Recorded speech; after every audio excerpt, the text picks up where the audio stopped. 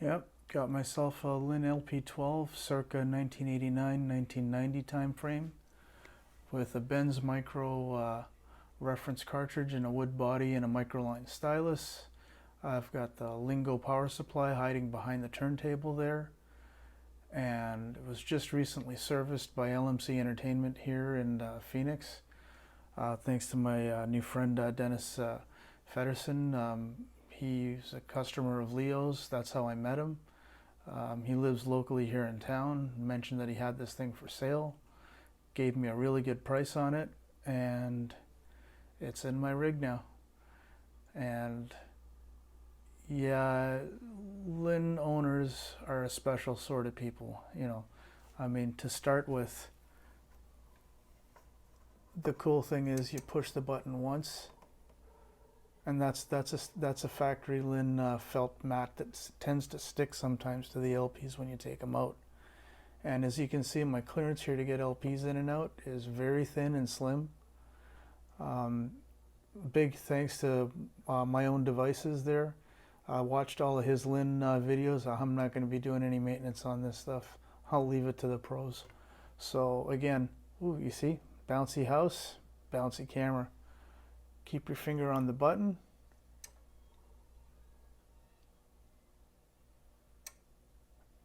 And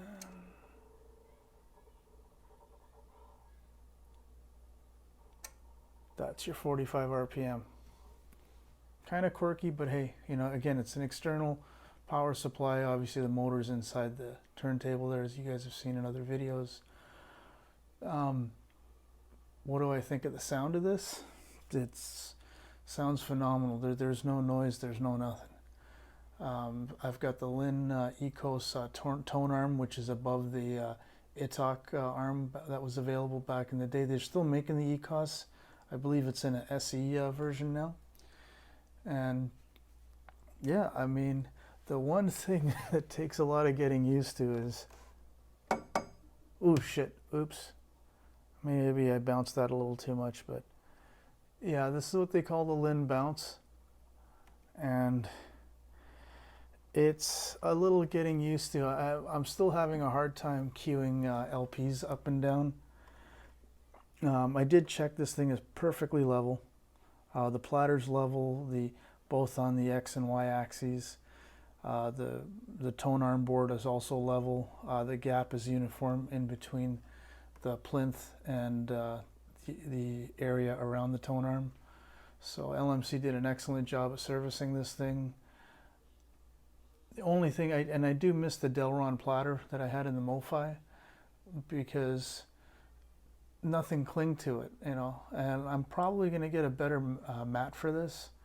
Hopefully it doesn't mess up with the height of the tone arm there when I do it. But right now I'm going to stick with the factory felt Linn that, you know, it's the way it is.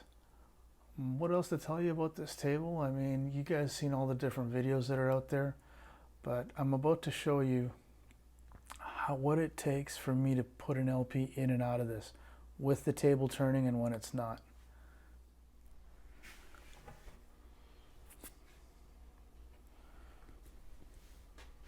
And now this is what it takes to play an LP in here. Smart money is obviously leave the platter static. Pop the LP into place. Turn on the bouncy house.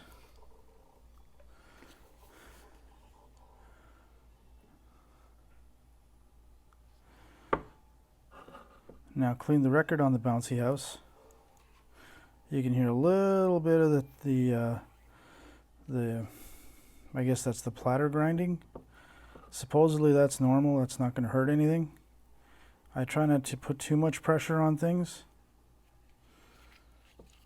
Once more for good luck.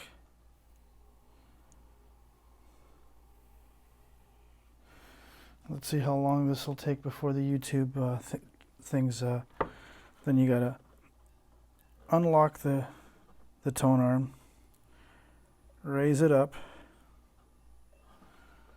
make sure that it's up.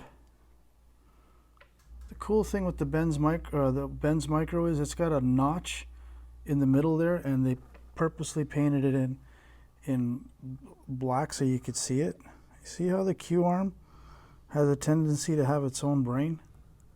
I don't know if that's normal or not, but right there, it's still up in the air. Bouncy house effect is stopped. Let this guy go down. Put the lid on. Boom.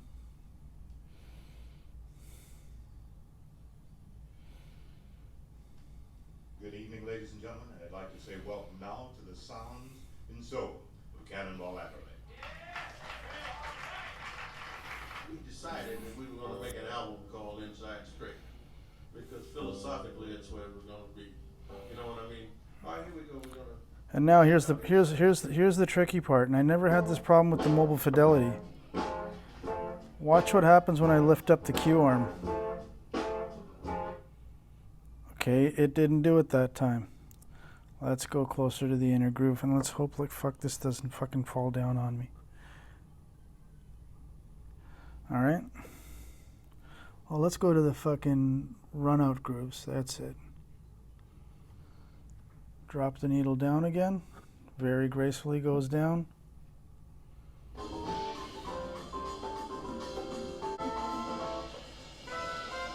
Here we go. Here comes the run out grooves.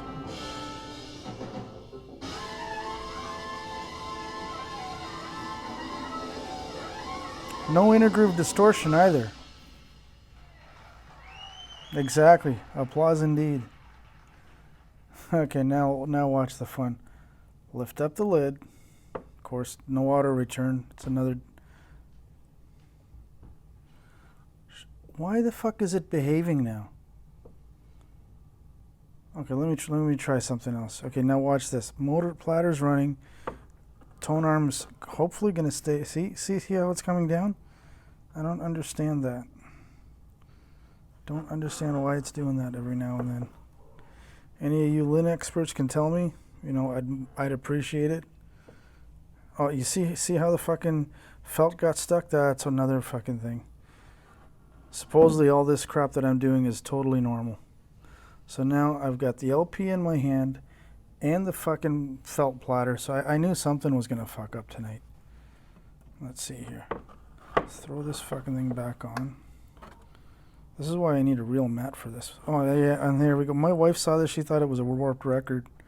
I said, no, honey, it's the fucking felt mat. Okay, so now as again, I'm living dangerously. Platter spinning. Lift up the lid. 2 hands on the LP so it doesn't fucking take off. Try not to drop the dust cover on the LP. Press down in the middle because I'm too cheap to buy a fucking LP weight for this. Give it the old cleaning.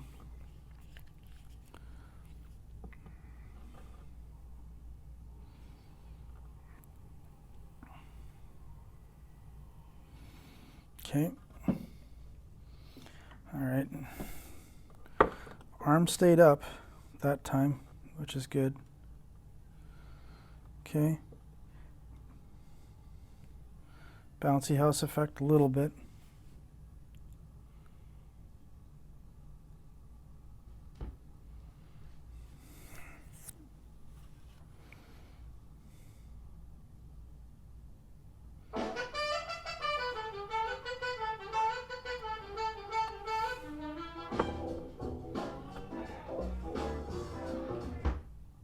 Fuck, why is it shouldn't be behaving? No, here's the cool part. I'm going to put it on the silent groove in between the 2 tracks there. I can pretty much line it up with that black line on the Benz Micro. Let's see how close I got.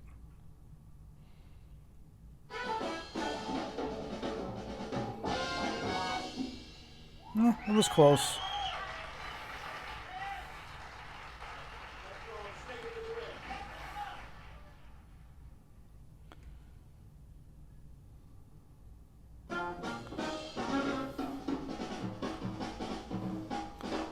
Let's see if I can make it slide lifting it up midway.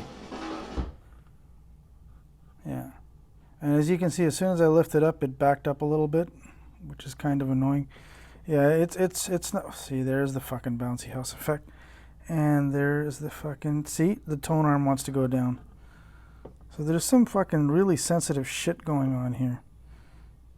I've already dropped this arm on a couple of LPs that I really enjoy. Wait for the bouncy house effect to stop. And I think we're going to end the video here, and then I'll do a part 2 on sound impressions and things.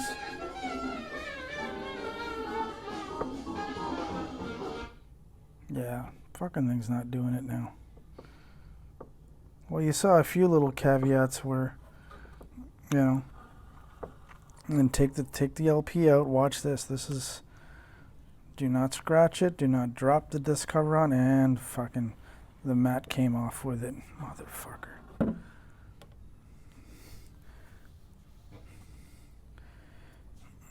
No fucking wonder you need to have a glass of scotch in your hand. Okay, LP in one hand, felt mat in the other.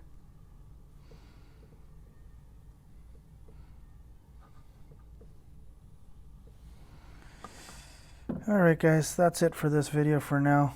Like and subscribe if you want after you watch this. If you didn't, do it anyways. Thanks again for watching. Talk to you on the next one.